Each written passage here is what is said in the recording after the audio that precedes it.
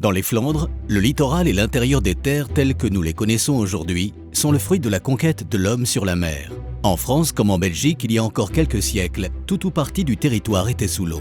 Au fil du temps, par un effet naturel, la mer a laissé la place à un vaste marécage asséché, puis mis en culture par les moines.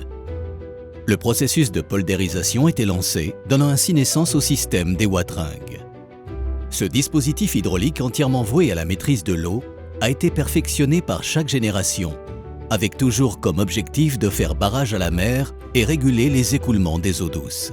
Aujourd'hui, les évolutions climatiques et plus particulièrement l'élévation du niveau de la mer obligent les acteurs du territoire à se mobiliser et à repenser le système en place afin qu'il soit plus adapté au contexte à venir. C'est précisément pour répondre à la menace que le projet Magetto a vu le jour. Il consiste en une coopération transfrontalière pour maîtriser et gérer l'écoulement des eaux entre Dunkerque et Nieuport. Pour une meilleure compréhension du projet Magetto, il est utile de revenir sur l'histoire de ce territoire transfrontalier. Autrefois, à l'emplacement actuel des Moires, un lac recueillait les eaux d'un territoire s'étendant de Bergue à Furnes. Ce lac, aux eaux pestilentielles, était à l'origine de nombreuses épidémies, notamment dans la ville d'Onscott. Au cours de la première moitié du XVIIe siècle, deux grands chantiers ont transformé le visage de cette région. Le premier consistant à assécher le lac des Moires, le second à creuser un canal pour relier Dunkerque à Furnes.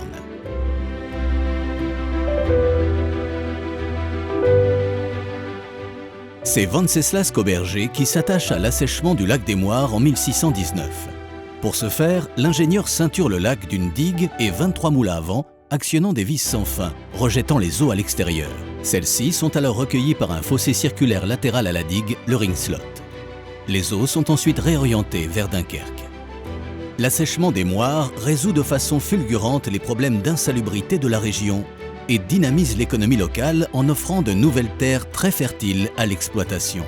Cependant, la réalisation de ce travail que Koberger mène à bien en 6 ans bouleverse le système d'écoulement du secteur.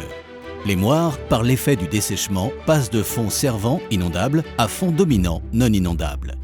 Le second chantier, indépendant de l'assèchement des Moires, a consisté à creuser plusieurs canaux permettant de relier les villes et de les approvisionner, alors que la Flandre était sous domination espagnole et que les ports maritimes étaient bloqués par la marine hollandaise.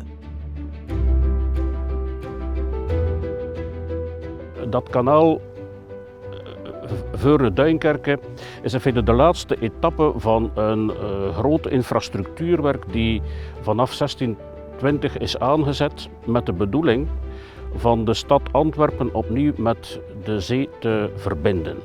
Het was dus zo dat met de godsdienstoorlogen de Nederlanden de controle hadden over de Scheldemonding. Dus met andere woorden, er kon geen enkel zeeschip meer Antwerpen bereiken. Men heeft dan een heel groot plan bedacht om via kanalen Antwerpen opnieuw met de zee te verbinden. Dus men gebruikte heel eenvoudig voor een stuk de Schelde, dan maakte men een kanaal richting Gent, van Gent naar Brugge en van Brugge naar Oostende. En daarop heeft men dan, in de verdere jaren, heeft men dan het kanaal Passendale, Nieuwpoort, Veurne, Duinkerke geënt. Die onderneming heeft ongeveer 20 jaar in beslag genomen, dus wat wil zeggen heel vlug in deze tijd. Oui, alors la date fondatrice, c'est sans doute 1638. Alors il faut rappeler aussi que Dunkerque, à ce moment-là, n'est pas française. Dunkerque fait alors partie du royaume d'Espagne, des Flandres espagnoles. C'est une ordonnance du roi d'Espagne Philippe IV qui va autoriser les villes de Dunkerque, de Furnes et de Bruges à concevoir un canal qu'on appelle le canal de Dunkerque à Furnes, aujourd'hui dit le canal de Furnes. Alors la fonction à l'époque était très différente. À l'époque, donc, nous sommes dans le royaume d'Espagne, catholique, et que nous subissons souvent la pression des Hollandais, qui sont eux protestants.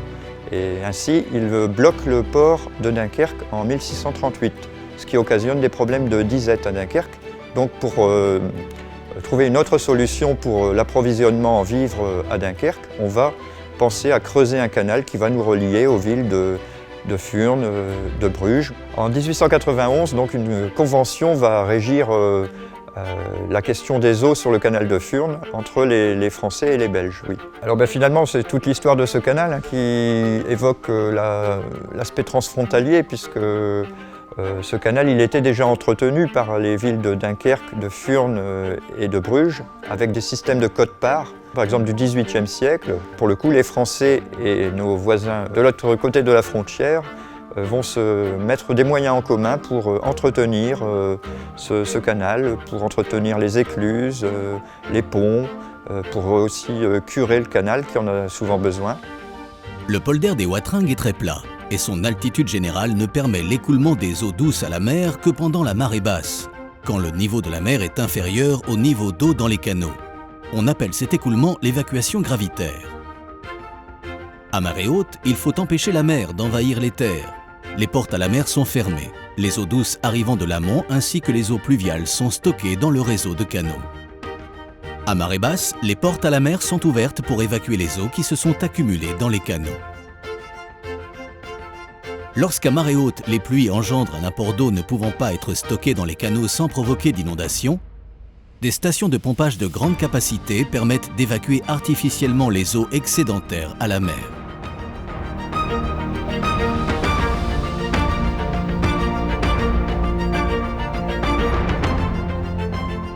Au-delà d'être des voies navigables, les canaux permettent également de collecter les eaux et les acheminer jusqu'à la mer.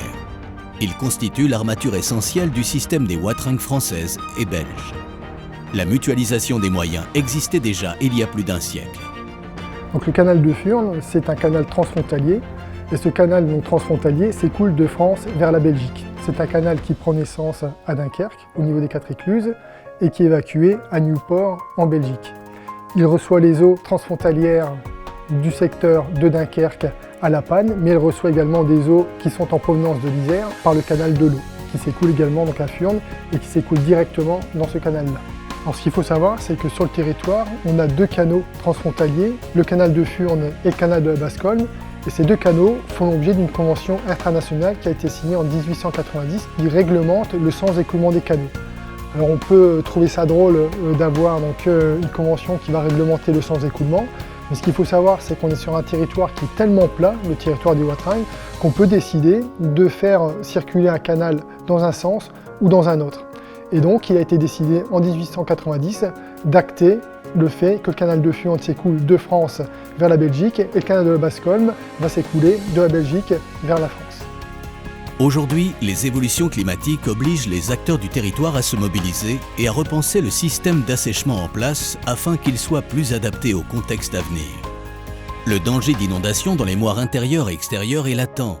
Une nouvelle approche est donc nécessaire pour aborder la problématique dans son ensemble et c'est avec le projet Magetto que la coopération transfrontalière prend encore plus de sens. Le projet Magetto vise à limiter les inondations dans la zone transfrontalière en mettant en place un dispositif d'écoulement partagé des eaux du canal de Furnes. Pour y parvenir, 2 nouveaux ouvrages seront construits. Une station de pompage en Flandre sur le Spivart et une vanne d'évacuation aux 4 écluses à Dunkerque. Aan de Vlaamse zijde is de bedoeling om het water vanuit de Moeren op een alternatieve manier te kunnen afwateren naar het kanaal Duinkerke-Nieuwpoort. Je moet weten, de Moeren liggen eigenlijk het laagst van heel België, liggen onder het zeespiegelniveau. Dat is historisch zo gekomen. En de afwateringsmogelijkheden die we eigenlijk hebben zijn enorm beperkt. Dus als er enorm veel water valt in de winterperiode of tijdens de hevige zomerse onweersbui, dan moet dat water op een snelle manier eigenlijk hier ook weg kunnen geraken. Door de klimaatverandering is dat meer en meer problematisch en dus moeten we er eigenlijk voor zorgen dat we verschillende mogelijkheden hebben. Alors, les principes qu'on a adoptés donc, pour essayer d'améliorer les choses, c'est déjà de ne pas déplacer les problèmes d'inondation d'un secteur à un autre. On a prévu également de ne pas modifier les zones assainies de part et d'autre de la frontière. Pour ça, on a dû travailler donc, avec nos partenaires flamands, que ce soit au stade des études, de la réalisation des travaux, mais on devra également travailler au stade de la gestion des ouvrages de manière coordonnée. Aujourd'hui, il s'agit dans un premier temps, à court terme, de mettre en œuvre une solution, Mais on sait qu'il faudra aussi à l'avenir, avec les conséquences du changement climatique, aller sans doute plus loin dans les solutions à apporter à ce problème. La solution qu'on a cherché à trouver, c'est une solution qui utilise des infrastructures existantes pour essayer de limiter les coûts du projet.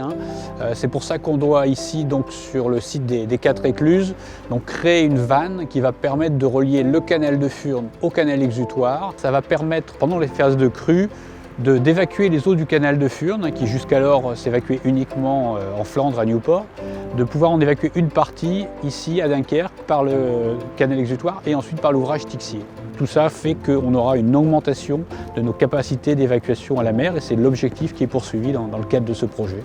Op heden is het zo dat de afwatering gebeurt van het Ringslot door Frankrijk. Via verschillende kanalen moet het water naar Duinkerke gaan. Maar om ook een alternatief te hebben, willen we via het Ringslot en de Speyevaart willen we eigenlijk die afwatering ook omkeren om zo eigenlijk al langs Vlaamse zijde in het kanaal terecht te komen met het water. Maar de belangrijkste ingreep en eigenlijk de hoofdingreep die we gaan doen is de verbreding van de Speyevaart ter hoogte van het kanaal Nieuwpoort-Duinkerke en daar komt eigenlijk een wachtboezem waar dat het water zich kan in een vijver vasthouden. Om dan met een pompgemaal die we zullen bouwen op het kanaal en de Speyevaart, waardoor dat water op die manier eigenlijk kan in het kanaal gepompt worden. Cette coopération qui s'appuie sur des réponses techniques ne peut à elle seule résoudre et prévenir tous les problèmes d'inondation. Notre territoire est un commun qu'il faut préserver et c'est aussi par une prise de conscience collective que nous limiterons l'impact des changements climatiques. Alors pour discuter stratégie d'une manière transfrontalière avec nos partenaires flamands, a été créé sur le territoire ce qu'on appelle un GECT. Donc un GECT, c'est le groupement européen de coopération territoriale. C'est en gros une plateforme transfrontalière qui permet de discuter de certains sujets. Et il y a un groupe particulier qui s'appelle le groupe Eau, où on discute de la gestion hydraulique, puisqu'on a des canaux donc, qui circulent de France vers la Belgique, mais également de Belgique vers la France. Et comme il y a des soucis d'inondation récurrents sur le territoire, cette plateforme permet de discuter des différentes problématiques et de faire émerger des solutions comme le projet Magetto. Les conséquences du changement climatique se font dès à présent ressentir et nous serons de plus en plus confrontés à des épisodes d'inondation. Nos territoires se situent sous le niveau de la mer. Plus ce dernier s'élève, plus nous aurons de difficultés à évacuer nos eaux continentales. Dans ce contexte, la coopération transfrontalière prend tout son sens. Cette approche collective pour les Watringues nécessite une mise en œuvre solide. Nous partageons un même territoire avec un avenir commun. La coopération nous permet d'anticiper le changement climatique et de nous adapter à ses conséquences.